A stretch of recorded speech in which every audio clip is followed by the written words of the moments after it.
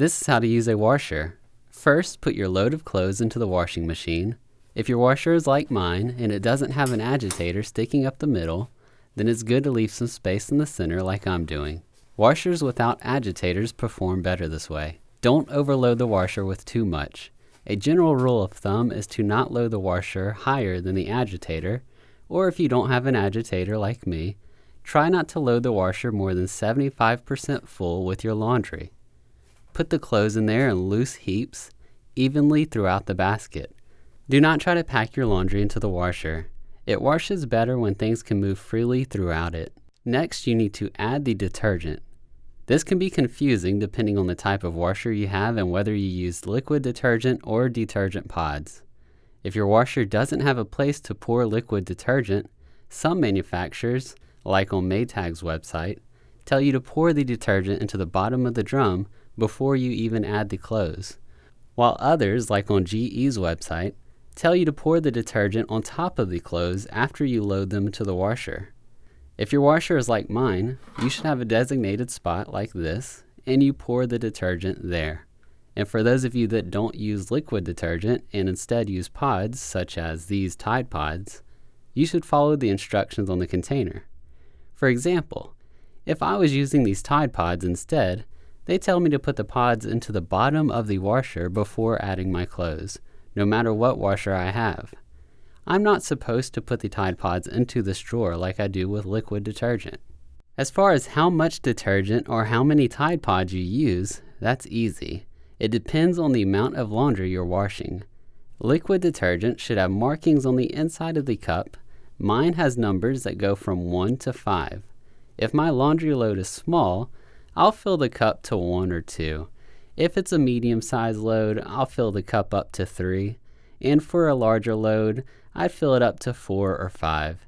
But if I use Tide Pods, I use 1 pod for small loads, 2 pods for medium loads, and 3 pods for large loads. If your washer is HE or high efficiency, which is very normal these days, then your detergent needs to be HE as well. These markings should be easy to find on your washer and detergent bottle, and if you decide to use fabric softener, go ahead and pour it into the designated area of your washer, and follow the instructions on the fabric softener container to tell you how much to use. If I was using fabric softener, I would pour it into the labeled slot in this drawer, and for washers that have an agitator that sticks up the middle, there's sometimes a little bowl at the top of the agitator that's labeled for fabric softener. Now that I added the clothes and detergent, I'll close the lid. Now we need to choose our wash cycle and such. And this can look intimidating, but it's not. And as I explain what to do, I'll put a few graphics on the screen from my washer's user manual and manufacturer websites that you can pause the video and read if you need more help. I'll go from left to right. This is the soil level, which is mostly based on how dirty your laundry is. 95% of the time, I just leave it on the medium setting because it's the common, average setting that's right in the middle. If I was washing a load of really dirty, stinky clothing, I'd use a heavy setting, and for a load such as delicate fabrics, a light setting is usually recommended. Next is the wash temperature, which I normally set to cool or warm for regular loads of laundry. But if you have a unique piece of laundry, refer to the tag that's attached to it for which temperature to use. For example, I have a few shirts that are made of a very weird fabric that are only supposed to have cold water when I wash them, otherwise they can be damaged. In the middle is my main cycle selection. Most of the time for my everyday laundry, I just leave it on the normal setting. But if you'd like a full breakdown of each setting, please pause the video and you can read it. Next we have extra rinse. You would turn that on if your laundry was super dirty and heavily soiled. This will give everything an extra rinse to try and remove as much dirt as possible. And if you added fabric softener, you would turn the fabric softener dial to on.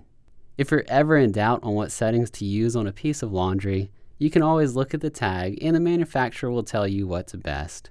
Whether it's a shirt, jeans, bath towel, or bed sheets, they all have washing instructions on their tags. Now we can start the washer. Some washers have a knob that you'll push in or pull out to start it. If yours is like mine, then you just press the start button. And on my washer, a light turns on and it'll start sensing. As it goes through the different cycles, the light will move across until it's done. So let the washer do its work, and don't remove the clothes until it's finished and completely done, and it should tell you when it is done.